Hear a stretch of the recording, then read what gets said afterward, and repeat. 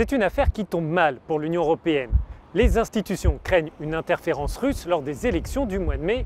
Or, la fille du porte-parole du Kremlin effectue actuellement un stage au Parlement européen auprès d'un élu français. Elisaveta Peskova est devenue le centre des discussions au Parlement européen. Cette jeune femme est la fille du porte-parole du président russe, mais surtout, elle est actuellement en stage depuis le mois de novembre auprès de l'eurodéputé français Aymeric Choprade.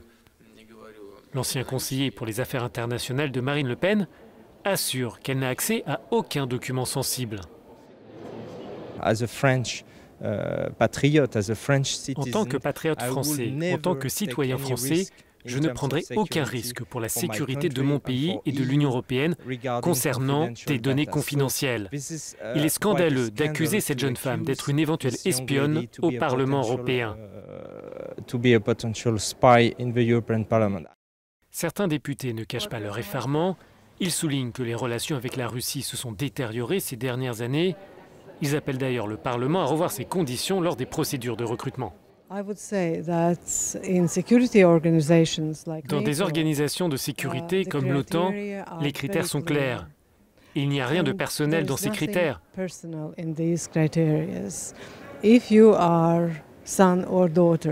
Si vous êtes le fils ou la fille d'un responsable militaire, d'un régime autoritaire, vous ne serez jamais en mesure de faire un stage à l'OTAN.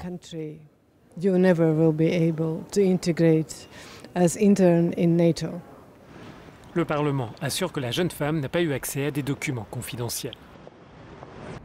En réponse, le porte-parole du président russe assure qu'il s'agit d'une pratique normale, mais certains élus s'étonnent que le Parlement ait pu valider cette candidature. La réforme du droit d'auteur dans l'Union européenne passe un nouvel obstacle. La Commission des affaires juridiques du Parlement européen approuve le compromis conclu la semaine dernière entre les eurodéputés, les États membres et la Commission. Le texte sera soumis au vote de l'ensemble des parlementaires d'ici la fin du mois de mars, lors de la session plénière. Le Parlement européen auditionne ce mardi les candidats au poste de chef du parquet européen. Cet organe aura pour mission d'enquêter et de poursuivre les infractions qui portent atteinte au budget de l'Union.